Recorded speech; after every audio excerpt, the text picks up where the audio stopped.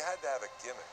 You know, Ben Davison had the handlebar mustache, and you had to have some way to get your name in the paper.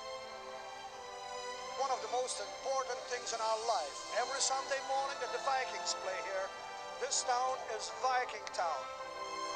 These players got wise to the camera, and they would look at the camera, and I don't know who the first one was, but somebody came up with "Hi, Mom."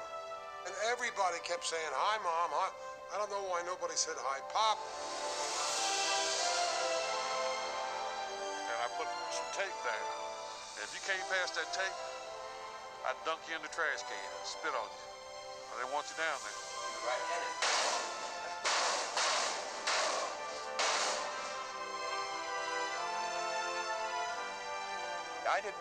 I didn't quit football to get into music. I quit football to quit football.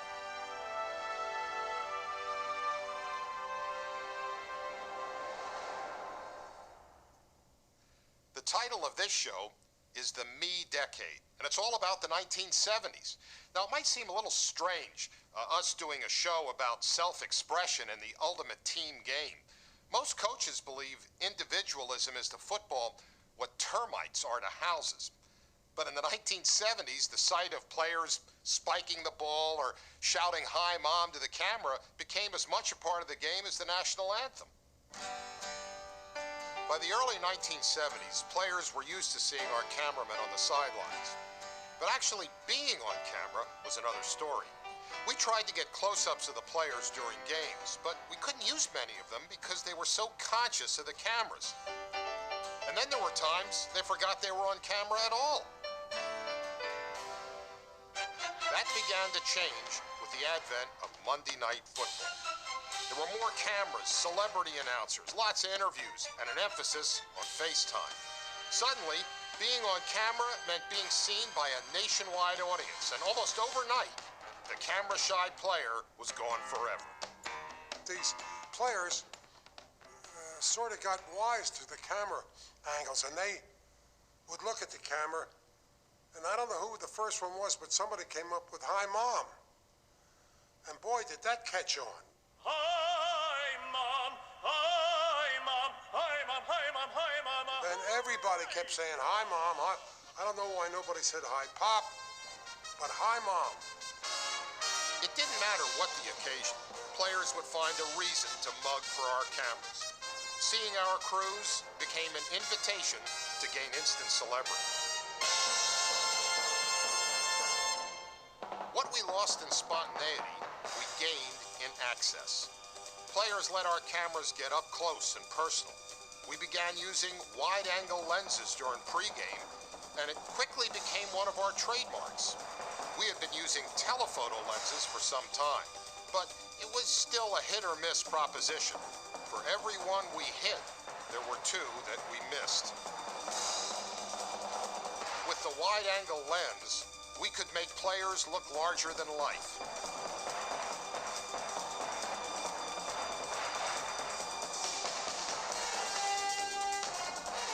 We began to use the wide angle more and more, and we still use it a lot today.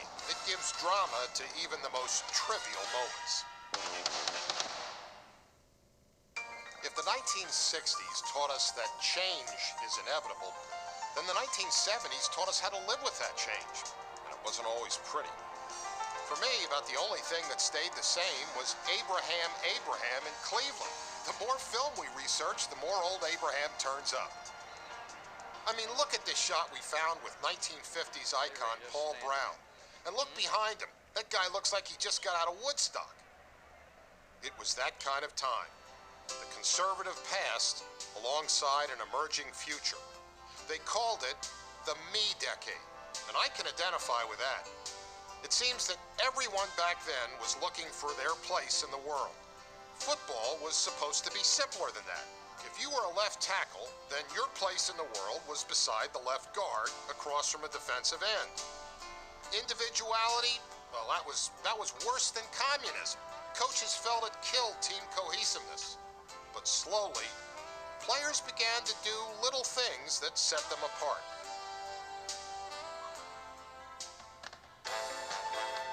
I remember L.C. Greenwood with his gold shoes. Seems sort of strange that such a fierce guy would play with what looked like yellow bedroom slippers. Owners and general managers didn't want one player standing out, so many teams changed to color-coordinated footwear, thinking this way, everyone could be nonconformists together. Some of the league icons of the 60s looked out of place in the 70s. I never could get used to Bubba Smith in Oakland. And to see the Packers' Carroll Dale in something other than green, that seems almost blasphemous. Even worse was seeing Joe Kapp in Boston. Kapp was one of my favorite players, but his floating passes lost their magic with a losing team. We found this footage of Deacon Jones in San Diego, and it's the perfect case of the 60s fish out of water in the 70s. We wired Deacon in a preseason game during his second year with the Chargers. Two things were obvious. Deacon still had the same fire, and his teammates had none. Way to go, Coach King! That's the way to do it!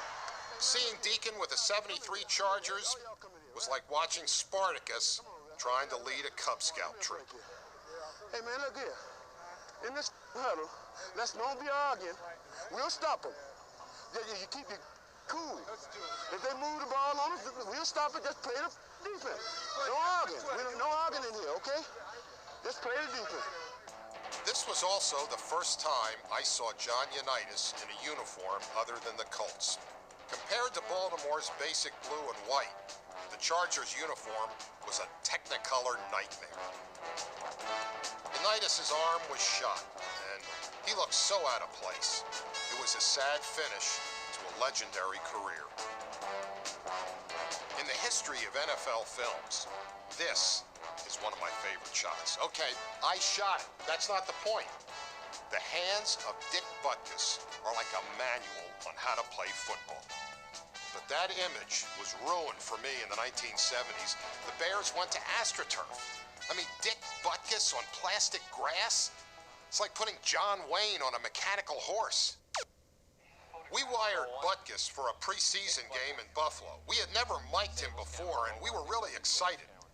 Even at the coin toss, he was a fierce competitor. Look, Papa. Have a good one. Asshole. But once the game began, Butkus was just a shell of his former self. Injuries had reduced this force of mass destruction to a mere mortal. Well, look at his knee. It's gone, man. Look at it. Hey, damn. Is he knocked out or is his knee? We didn't use any of this because after 2 series, Dick came out and he spent the rest of the game kidding around on the sidelines. You remember anything?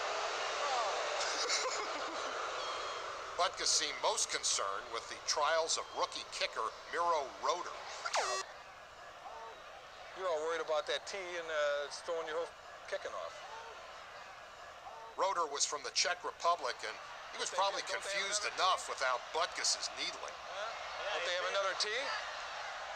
Well, what's happening? I don't know. I don't know, it's a tee or How far did that one go? on a goal line. On a goal line. Yeah, but it was high. Is that tee as high as the one you use? I don't know. He put it. Well, can't you make it? Yeah, he put it. You had to win this way. You should have kicked it in the end zone this time. She's all upset. Don't get her upset. Kick it in the end zone? No, she didn't kick it in the end zone. Get loose, man. She loses her tee and she can't fix another one. This turned out to be Dick Butkus's last season. He limped through 9 games before his aching knees forced him to retire. His departure was the end of an era. I knew then that the pro football of the 1960s was gone forever.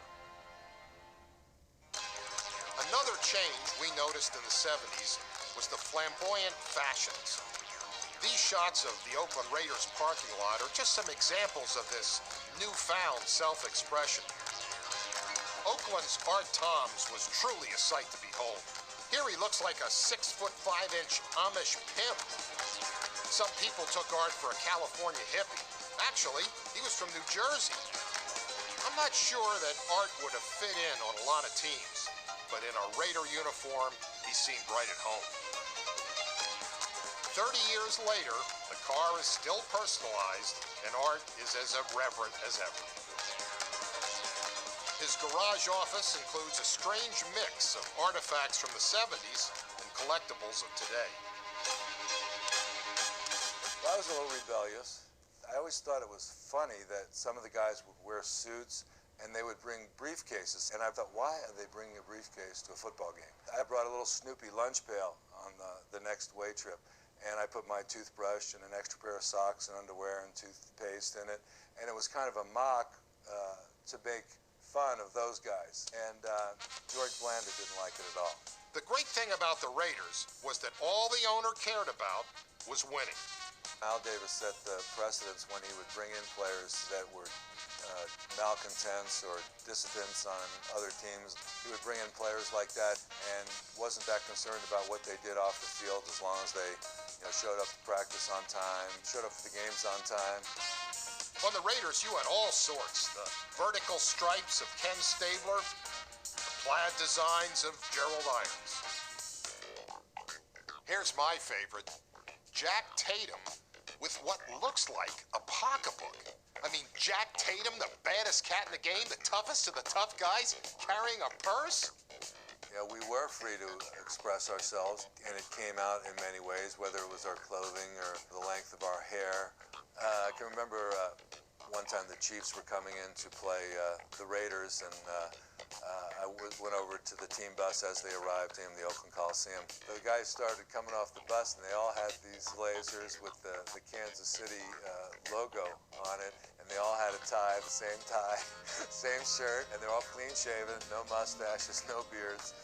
And I come up there with my full beard and the torn jeans. It was just such a contrast. My clothing and the long hair and everything was a reflection of the 70s, and we were allowed to do that. Tom's line mate was the man from Mars, Otis Sistrunk. Now, not only did they play together, but they hung out together, did appearances together, rode a limo to the games together.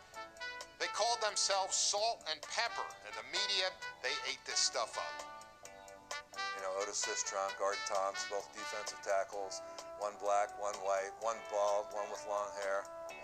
Howard Cosell was big on Monday Night Football, and he used to play me up, and then Alex Karras used to play Otis Sistrunk up. I mean, you had to have a gimmick, You had to have some way to get your name in the paper. I didn't fathom how many people knew who I was until after I really retired, and as time passes, that they still remember me and remember a lot of the Raiders in the 70s. Once we introduced wide-angle lenses, certain players began introducing themselves to us. Ron Pritchard of the Bengals was one of those guys. Yeah, you gotta get me on some TV, man. Pritchard was such an exhibitionist that he took up pro wrestling in the offseason. True to form, he was thrilled when we flew to Houston to film his wrestling debut. He played for the Oilers at the time, so he was a big draw. Do you feel like a football player who is wrestling or a wrestler who sometimes plays football? Well, right at the moment, I feel like a football player who is wrestling and learning a great sport. I'm sure, though, in years to come, I'll probably be taken over by wrestling. Roll one, Ron Pritchard, homosexual. Okay. This was before anyone was politically correct, and I'll admit that we got on him about his Speedo suit. Ron played it up for us before his match against Pedro the Terrible. He just slammed that lock in there. The only problem is, those lockers had built-in locks, and Pritchard slammed it shut without anyone knowing the combination. He ended up going home wearing his Speedo suit. With no judgment.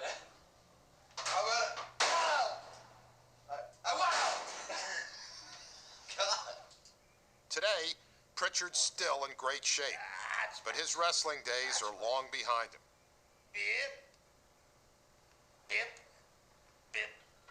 We set up our cameras at his home outside Phoenix to ask about Pritchard the football player and Pritchard the wrestler. Oh, man.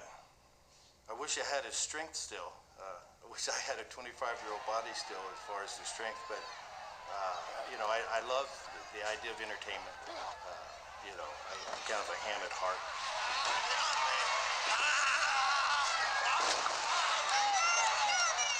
Something is wrong. It's the intruder. Here to spoil Pritchard's debut. It will take all the cunning Pritchard has to deal with the dastardly intruder. The biggest thing that I was always told was, you know, no matter what you do, the last thing you do before you leave the locker room to go on to the mat is go over again the start and the finish. What you do in between can be improvised, and you would. And one of the things that was important is I needed to respect their business. And so a lot of guys who come to the NFL have gone into wrestling on the off season, and they got into very arrogant, running their mouths and things, and those guys got hurt. I mean, physically they got hurt, and their careers in wrestling wasn't going to last long because the guys couldn't trust them. Not only could they not trust them physically, that they might hurt them, but the idea of they wouldn't trust them with the trade secrets. The big trade secret in wrestling at the time was known as juicing.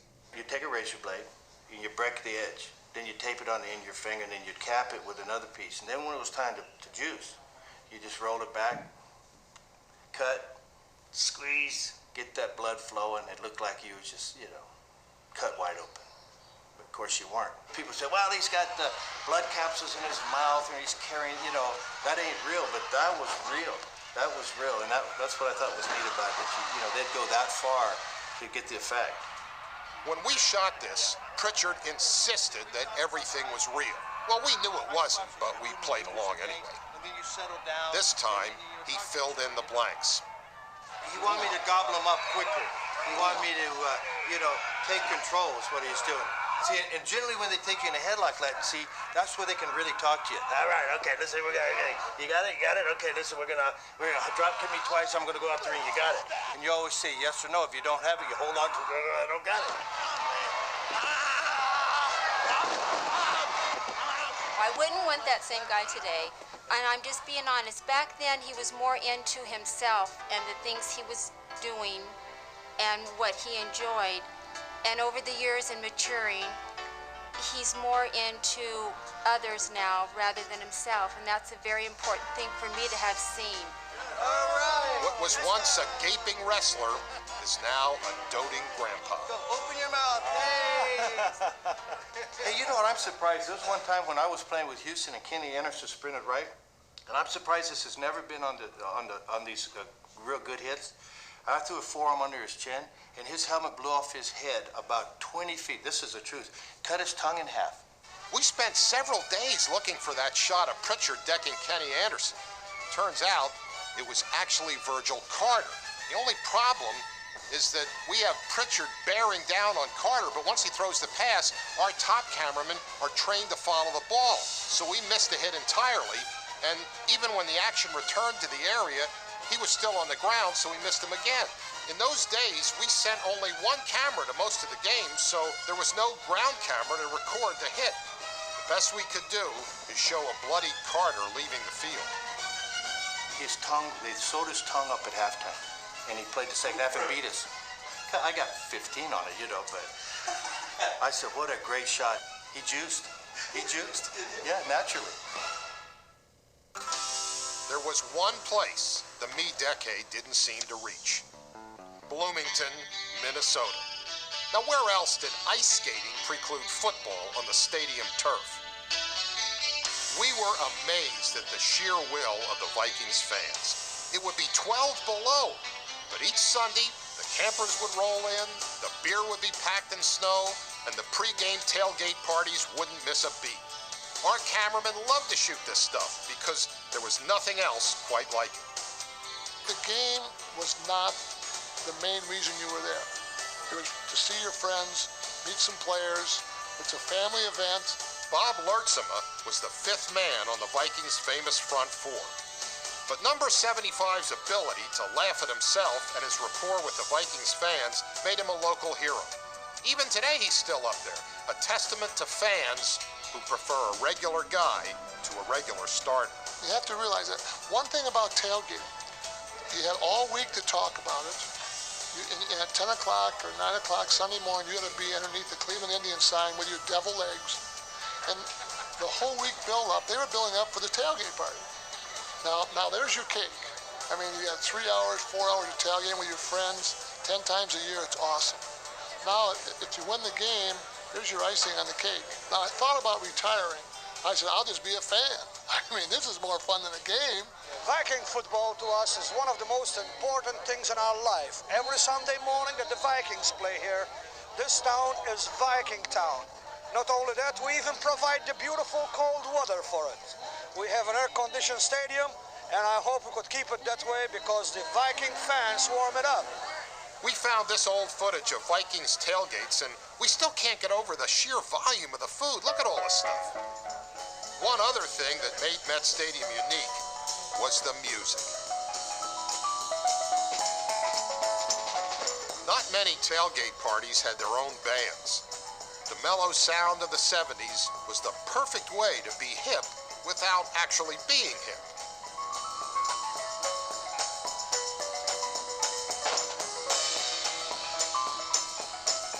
Sometimes the music was contemporary.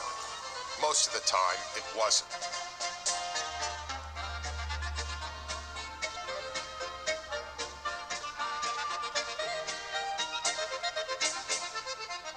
We worked the parking lots to gather material for a study on American tailgating. But after a few hours at the Met, we realized that in no way did this reflect the rest of Tailgate America. I mean, look at these people. This looks like a cross between Fargo and the Rocky Horror Picture Show.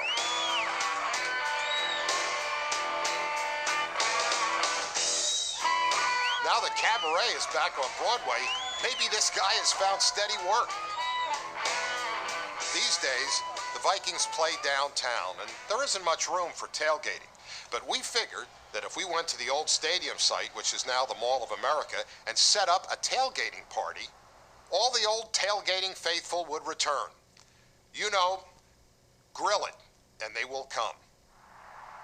We rented out the parking lot of the Thunderbird Hotel across from the old Met. We had plenty of beer, plenty of sandwiches. We had our own parking staff. The only problem, nobody showed up. So Todd, Yes. what exactly was your idea here today? My idea here today was to recreate the spirit of the Vikings tailgate party circa 1972-73 by having a party outside the parking lot of Mall of America. And obviously, this is the worst idea I've ever had in my life. So what are you saying, that no one's here? I'm saying that nobody's here. Fire up that old Fairmont of yours and come out to the back parking lot of the Thunderbird. It got so bad that we had to put our catering guy in charge of getting out the fans. Yeah, you gotta wear your Viking stuff though. Paint their face. Yeah, paint your face, get butt naked and run around. I don't care. The Thunderbird, anything goes. You guys see somebody way down there. There's a car over there. Check that truck. Hey, maybe we're in the wrong spot. Wait, there's a guy here. What are you talking about? You got a good spot? What a beautiful day for tailgate. 32 degrees, perfect. But you're the only one here, Bob. Well, you know what happened?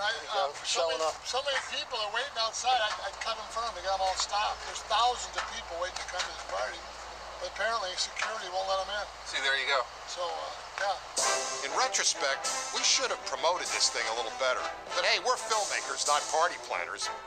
And later that night, there were real live ex-players and fans at the annual Minnesota Players Alumni Dinner. And like always, the man of the people was at the podium introducing the Hall of Famers. I'm going to introduce some of the players. First of all, I want to start out with the worst coach in the National Football League.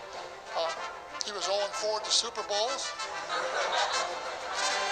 But we love him, the greatest man, the greatest coach ever in the National Football League, Mr. Bud Grant. Bud, we were part of the family. We weren't playing for money because the money wasn't that good.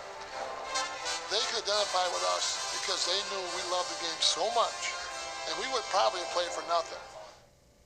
And now, from the meatpacking and proctology capital of the world, downtown Buffalo, this is Roll One of O.J. and Company. Well, we have a very young team. Our whole backfield, Our 1969 interview session in Buffalo was mainly to get sound bites from the Bills' rookie running back. But we also met rookie quarterback James Harris. Harris was about to open the season as the Bills' starter, and he helped bring quarterbacking into the modern era.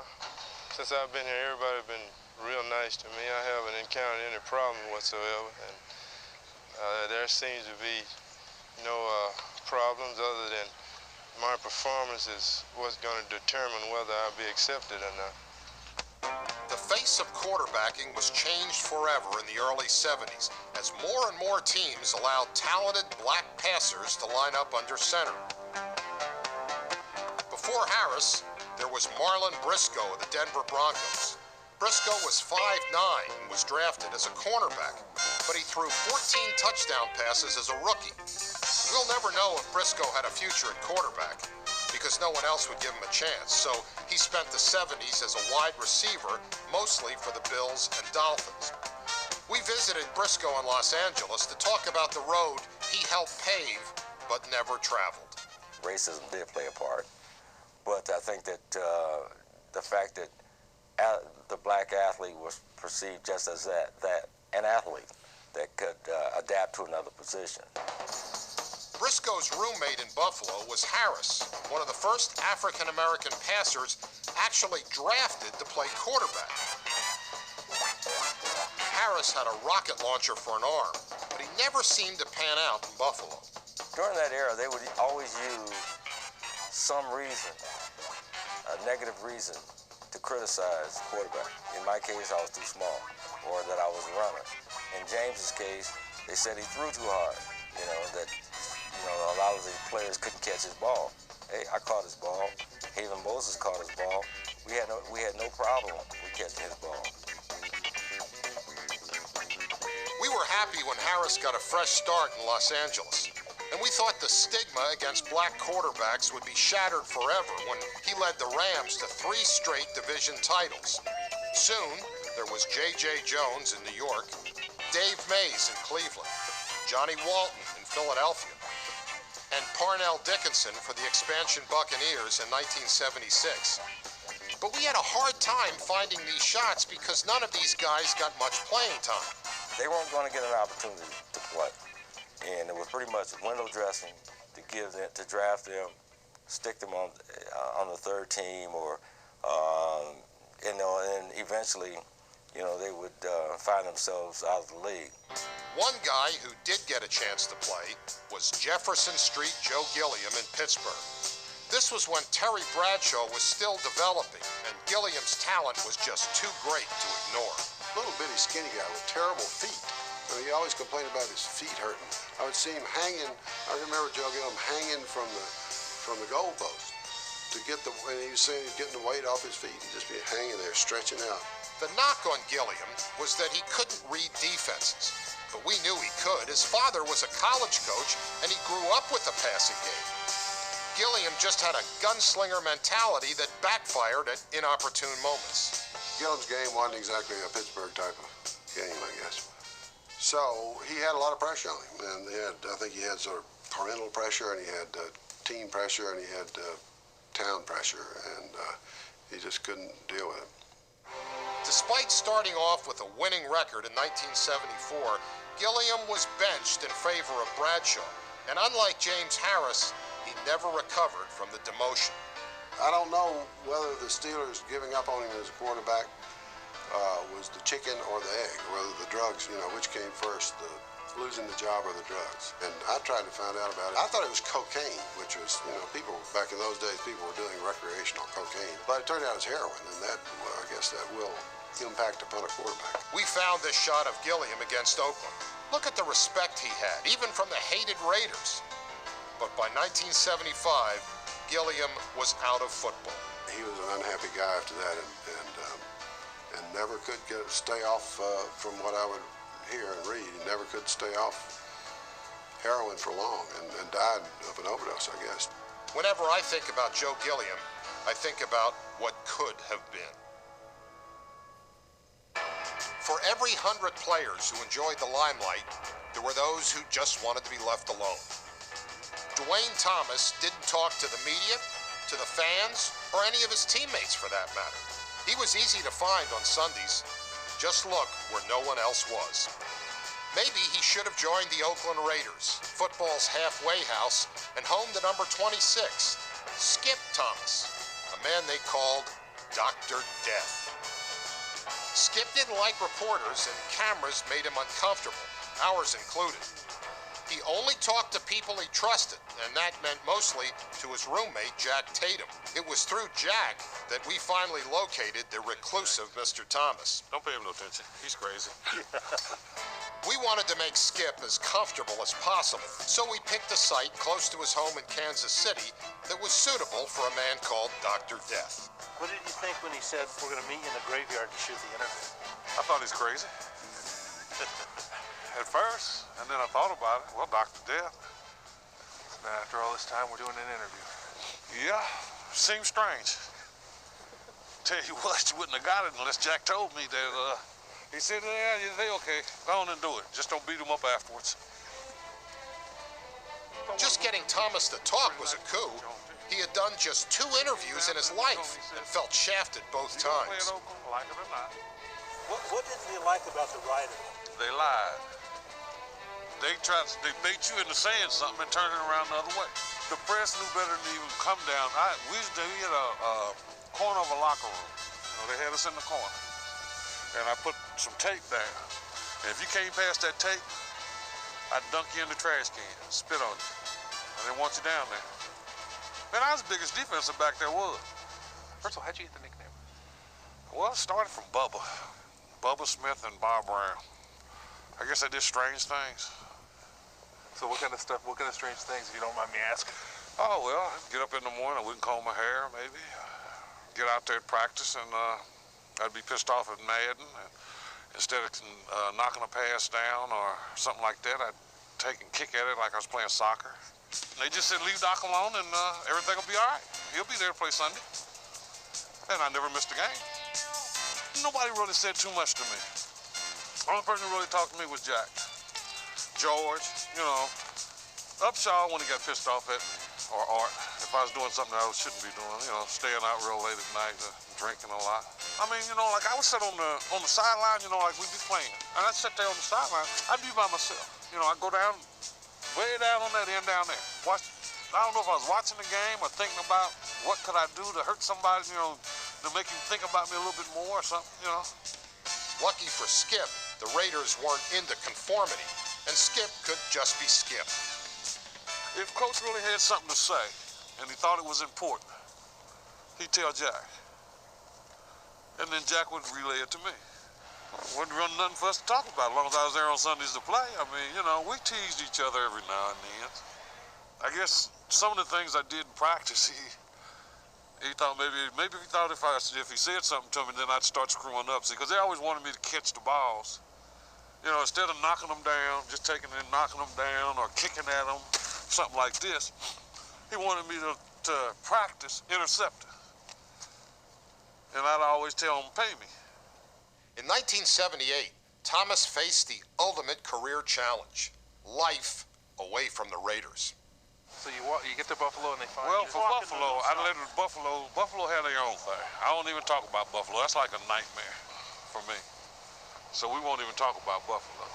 If Buffalo is something that I would never wish on anybody at that time. Basically, you got to wear ties and jackets and all of that. I wasn't in all that. So I was only there for like 2 hours anyway. Skip was a real lost treasure, and we're glad we tracked him down. But we discovered why this was only his 3rd interview ever. Skip's a world-class cursor. My 4-letter words come out more than I wanted to. Man, that was messed up. Sometimes I don't even know if I'm saying it. Man, you hit that in his mouth.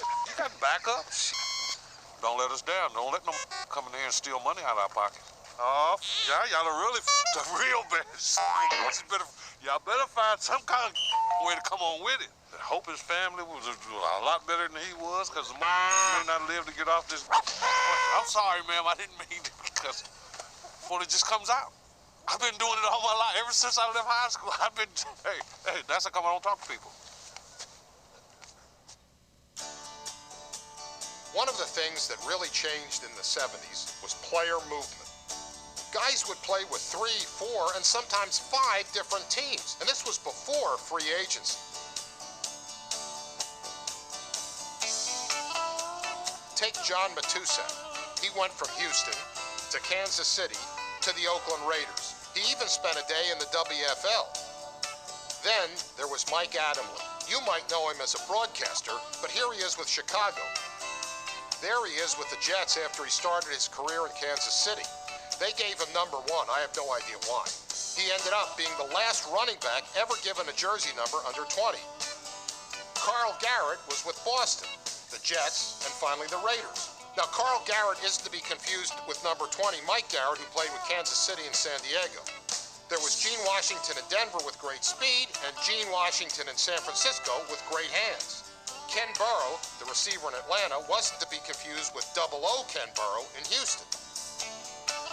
Perhaps the poster child for all this player movement was defensive end Coy Bacon. Now there he is with the Rams, then San Diego, then Cincinnati, and finally the Redskins. There's this popular game on the internet called The 6 Degrees of Kevin Bacon, which links movie actor Kevin Bacon to every actor who ever lived. So we thought we'd try it with Coy. Call it The 6 Degrees of Coy Bacon. We took our idea on the road to check with both our inspiration as well as the father of our company. First question, do you have any idea why we're here? No. What the hell are you talking about?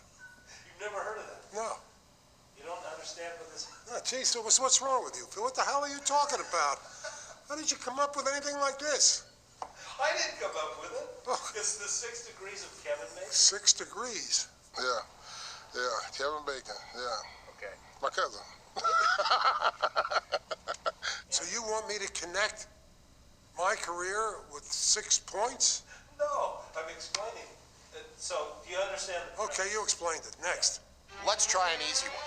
Joe Namath. Okay, Bacon played alongside our old friend Fred Dryer with the Rams. Now, we found these shots of Fred sacking a guy named Hunter, who, by the way, was the character he ended up playing on television. Dryer played with Namath, also with the Rams. So, that connects Bacon to Namath. Okay, how about today's players? We'll try Kurt Warner. Warner was teammates with Rick Tootin in St. Louis.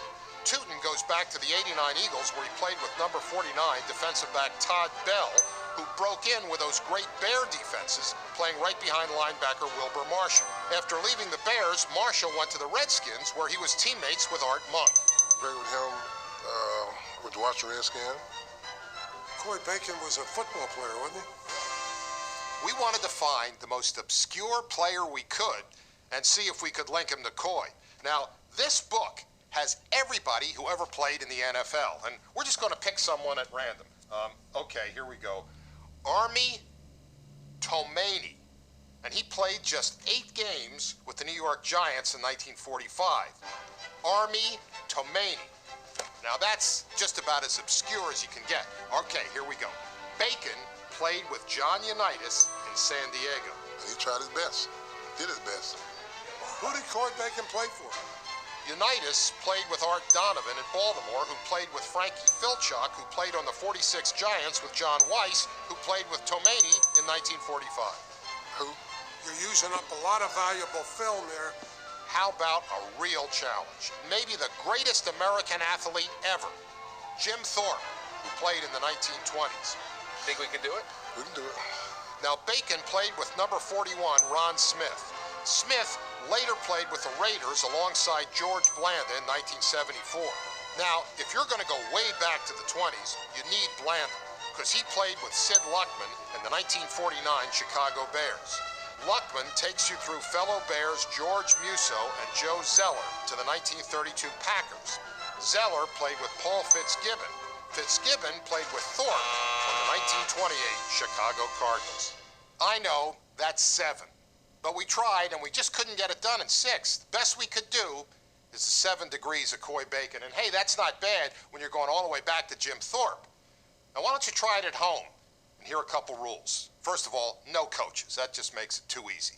And Pro Bowls, All-Star games, they don't count either. And if you really want to make it tough, toss in what we call here the Latrobe Clause. And that means you can't use any quarterback from Pennsylvania. And that's Marino, Montana, Unitas, Namath, or George Blanda. So now I can tell you it's not my idea. It's Todd Schmidt's idea. Where's Todd? That's a dog, Todd. Yeah, I thought it sucked too.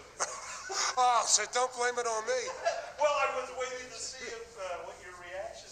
I don't know what the hell that is. Okay. That's what you call reaching. Throughout the 70s, we saw a new wave of athletes, educated, refined, and sometimes ambivalent to pro football. Mike Reed, number 74 of the Cincinnati Bengals, was part of that wave. A two-time Pro Bowler with a lethal combination of size and speed. No, quickness. If you're going to beat a guard, if I'm going to beat a guard, I'm going to beat him in the first step I take. Yeah. But like many young men of his generation, Reed yearned for more. And while he liked football, it was not his true passion.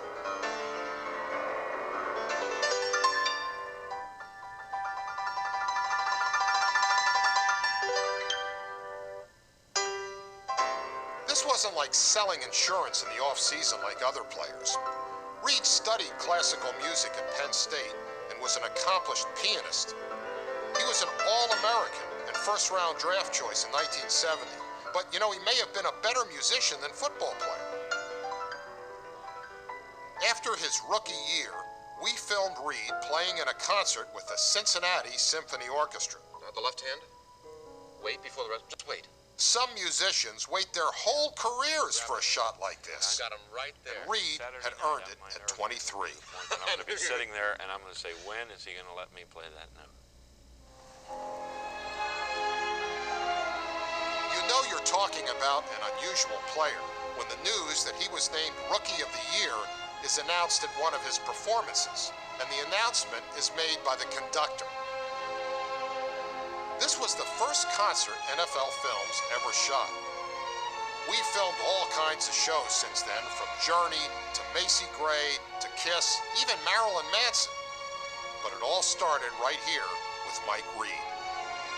We wanted to interview Mike again for this film, but he's so focused on his music now that he's reluctant to talk with anyone about his football career. So we went back to some outtakes from interviews we did with him in the 1980s. 8 years after Mike retired from the Bengals, the memories of why he enjoyed the game were still fresh in his mind.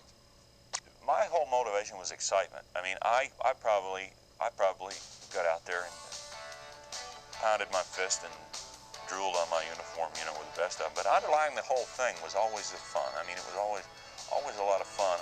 You know, look at those uniforms. It's like coming out 6 years old on Christmas morning, isn't it? Look at all the colors and look at the eagles and the birds and tigers and lions. You know, it's all designed to be fun. Mike Reed was different. He was a cultured, sensitive man whose intellectual nature didn't quite mesh with his teammates. What are they doing? Are they going to quit running, or what are they going to do? Mike, all I can tell you is hot. Very hot out there. For all the fun he had, the demands of playing in the NFL wore on Reed's body as well as his mind. He began questioning the game and his role in it, and ultimately decided that he had to make a change. I didn't quit football to get into music. I quit football to quit football. When I sensed that it just started to stagnate emotionally, that's the reason I got out. I was never into the Spartan life. I was never into the sense of football players as the great noble gladiators. When you stop playing football, it's an interesting thing that you learn.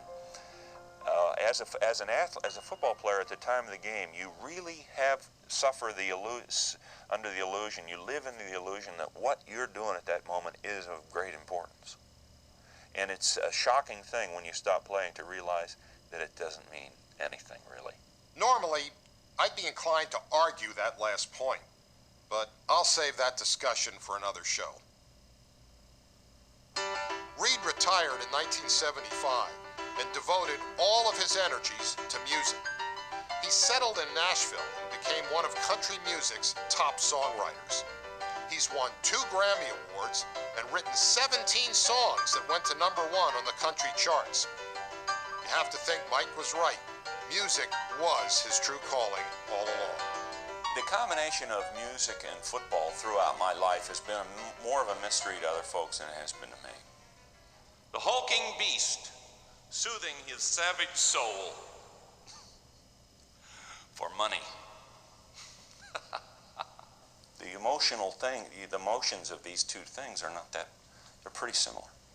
I loved being an athlete. I'm very proud that I was an athlete, but it just simply didn't define exclusively what I am. Music, the love or to be touched by great music does not require intellect. It just does it to me. It just gets me in ways that I can't ever explain. Most people are lucky to succeed at just one thing. But going from an all-pro lineman to an award-winning songwriter, Mike Reed knows that he's done something special.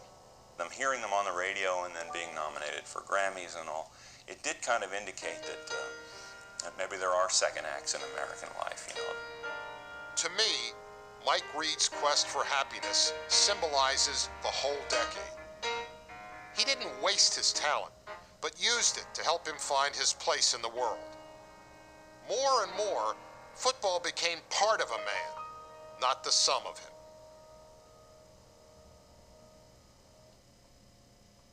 Now, I want it known that it's 11:06, and so people who are 6 minutes, people who are fashionably late aren't here yet. That's right. They're fashionably late, they'll be here in 20 minutes, 11:26. The beer will be here, the sandwiches will be here. So I say in 20 minutes or so, we're going to have a really rocking party.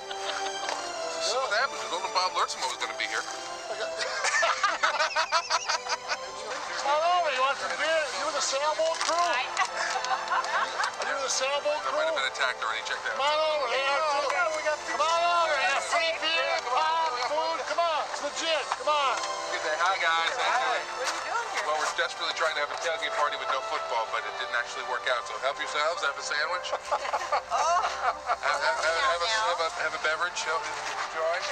Bob Lurtzimo is here, but unfortunately, very few people came, so we figure you guys were having the seminar in there, so we figured you can come join us. Great. Want to pop for some sandwiches? You sure? All right. Yeah, I'm Bob. Yes, I recognize you. Come on over. You can use a brewski or pop. Come on. Come on. There's no gimmicks. Not a gimmick in the world. Come on over. Bob, of course I recognize you. I'm one of those baseball fans, whatever. Are you? Well, good. Thank you. Oh, you bet. Good seeing you. I'll tell Scotty you love his bar. I could just see my career crumbling. Wait.